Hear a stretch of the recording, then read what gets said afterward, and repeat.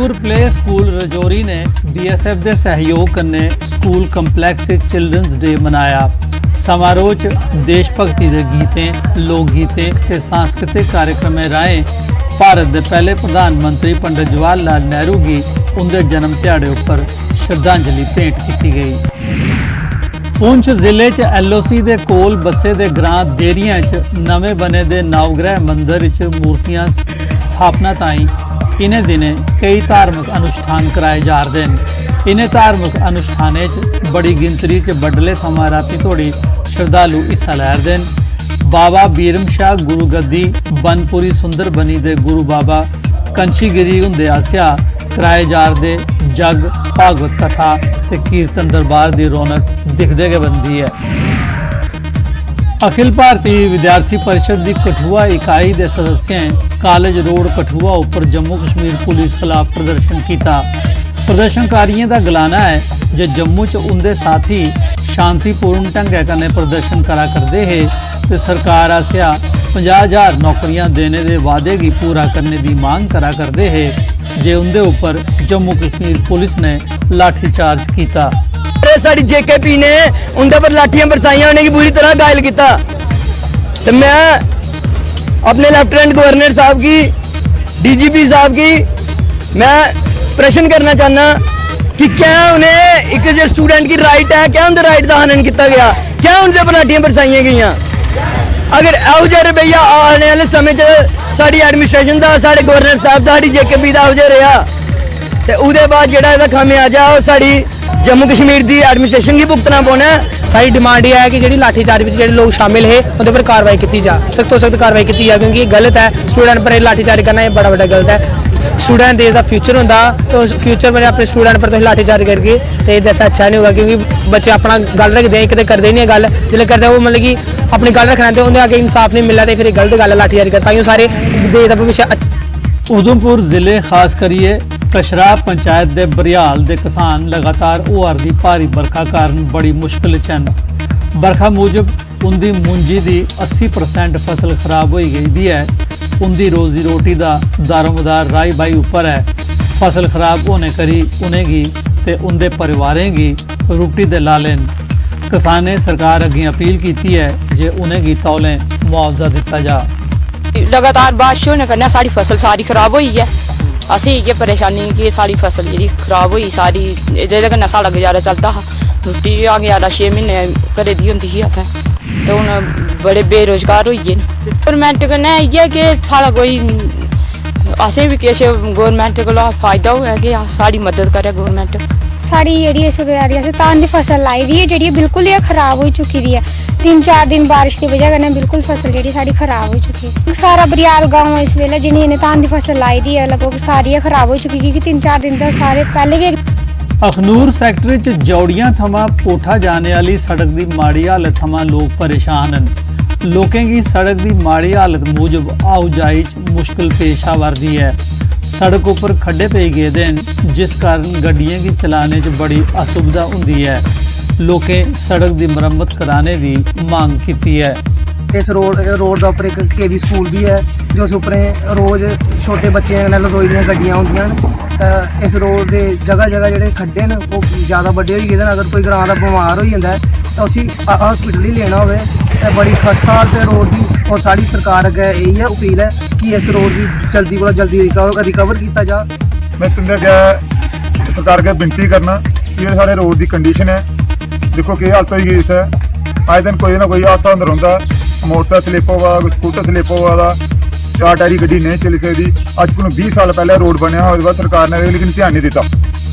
मेरी ये विनती है कि जल्दी को जल्दी रोड। अखनूर सैक्टर जौड़ियां इलाके दे इंदरी ग्रां ते परगवाल दरमियान चनाह दरिया उपर इस बरे सेना दी इंजीनियरिंग कोर आसिया पंचून पुल बनाए जाने की लोकें मांग की है। लोकें का आखना है जे हर बरे इंजीनियरिंग कोर आसिया इस मौसम में चनाह च पानी का लैवल घट होने उपर पंचून पुल बनाया जाता। इस कारण लोकें की आओजाई च बड़ी सुविधा होंदी ही, लेकिन इस बरे अजें तोड़ी सेना ने पुल नहीं बनाया। जो चुनाव है इतने पक्के पुल का काम तो लगे हुए है, लेकिन उसी लिए 2-3 साल जो लगी अगन।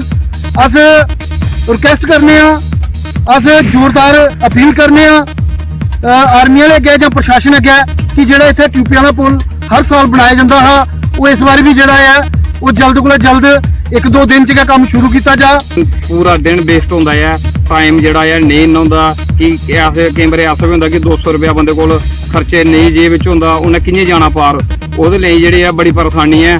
ते आर्मी इंडिया अगे इ'यै रिक्वेस्ट है कि जल्द तो जल्द जेह्ड़ा ट्यूबे वाला पुल इंदरी पत्तन हर बार बनदा, इस बारी भी जेह्ड़ा कठुआ शहर च स्कूल आने जाने वाली छात्राएं की आवारा ते मनचले मुड़े आसिया छेड़छाड़ करने की समस्या का सामना है। स्कूल एडमिनिस्ट्रेशन के नोटिस विच मामला आने के बावजूद कोई कार्रवाई नहीं होने करी कई छात्राएं स्कूल जाना छोड़ दिता है। हूँ छात्राएं SSP कठुआ श्रीधर पाटिल होरें की अपील की है जो उन्हें की सुरक्षा मुहैया करान। तो आई DSP हैडक्वार्टर मजीद महबूब होरें तौले कारगर कार्रवाई का भरोसा दवाया है। सानू स्कूल जाने में बहुत प्रॉब्लम होती है। कुछ लड़के जो साढ़े स्कूल के बाहर आके खड़े होंगे और सानू तंग करते हैं, सानू स्कूल नहीं जान देंगे हैं और साडे बैग छीन लेंदे हैं, नाल साडे अगे बाइक रोक लेंदे हैं और सानू गंदे गंदे कमेंट पास कर देना। काफ़ी देर की परेशानी है। अस चाहते हैं कि जी अगे आने वाली जनरेशन है वो ये प्रॉब्लम नहीं सहे और अस चाहते हैं कि साढ़े स्कूल के बाहर एक CCTV की फुटेज लगे और एक लेडी कांस्टेबल भी होनी चाहिए। मोटरसाइकिल ही घूमते रहते ते कन्नै सानू कमेंट पास करते इन्ने गंदे गंदे करते कि असीं आपूं शर्म दे मारे इन्ना मूँह छुपाई लैने। किन्नी देर दी परेशानी? किन्नी देर दी जिल्ले दी मैं स्कूल है ना, मैं 9th 10th विच भी इद्धर ही ते उल्ले दी भी इद्धर है ते हुण मैं 11th च होई ते हल्ले भी दिक्खा ने 2-3 दिन होए फर्क पिया ते ओह्दे बाद इयो बोलना चाहने कि मुड़े माड़े साढ़े उद्धर नहीं आने चाहिए।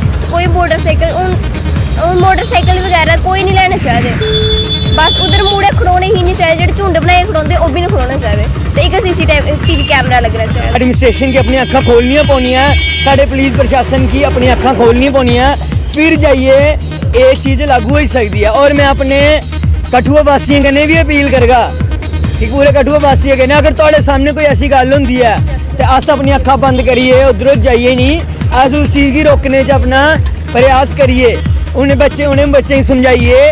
या फिर सानू लगता है कि साढ़े कोई आस पड़ोस का कोई बच्चा आहो हरकत कर रहा था उहदे पेरेंट्स कन्नै जाइए गल करिए। कोई बच्चा अपने घर से अगर ट्यूशन पढ़ने जा रहा है तो वो ट्यूशन पढ़ने जाए, चौकों के बीच में या हाईवे पे या बाइक स्टंट्स जो ये बच्चे लोग करते हैं वो ना करें। पेरेंट्स खुद इंश्योर करें कि ऐसा ना हो, क्योंकि इस पे अब कठुआ पुलिस पूरे तरीके से हार्ड टफ दौर आजमाएगी। और जो बात है ईव टीजिंग की, उस पे ये है कि मैं रिक्वेस्ट करता हूँ कि हम उस देश में रहते हैं, यहाँ हमारी बहू बेटियाँ को अच्छी जो इज़्ज़त दी जाती है वो बरकरार रखें। बेटी बचाओ बेटी पढ़ाओ का जो हमारा मुहिम है उसको प्लीज़ सक्सेसफुल बनाएं। हमारे पास कोई भी ऐसी कंप्लेन ना आए कि हमें टफ पोजीशन दिखानी पड़े। पिछले कई ध्याड़े थमां होआरदी बरखा मूजब कठुआ जिले की पजवाल धान मंडी च रखी गई दी मुंजी गिल्ली होई गई दी है। इस कारण किसानें च इंतजामिया खिलाफ सख्त रोसा है। किसान मांग करा करते हैं जे पजवाल मंडी च शैड बनाए जान तां जे बरखा कारण मुंजी गिल्ली नहीं हो सके। साढ़े जिमीदारी की जी मोटर है जी ये परमात्मा हत्थ है, कुछ उत्थे चली जाती है तो कुछ इत्थे चली जाती। हुण तुहाडे सामने ये साढ़े भाई होर आखा दे 70 साल हो आज़ादी हो साढ़े देश आज़ादी की, भी जिमीदार आज़ाद नहीं हुआ। क्या गल ये परमात्मा थे गल है कि तुसीं दिक्खो हुण शायद एक घंटे के विच पानी हुई है तो बड़ा भी घट एक आदमी दे 25% जो थल्ले दाने लगे ने जेह्ड़े उंदे ते नुकसान है ही है। 1947 टाइम का डिस्ट्रिक्ट है, लेकिन इस डिस्ट्रिक्ट अज तक और इतने लोग 80% 70% जिमीदार ने और इस डिस्ट्रिक्ट के अज तक मंडी नहीं बनी। कितनी सरकार आईयां कितनी गई, किसी ने ये नहीं पूछा भाई जिमीदारों का कोई रहन सहन किस तरह चल रहा क्या चल रहा। जिले पास 15 दिन रहते हैं आगे मंडी खोल दी थी, तो मंडी कितने खोली है, वही 2-3 साल से बड़ा जोर करके तो मंडी खुलाई है।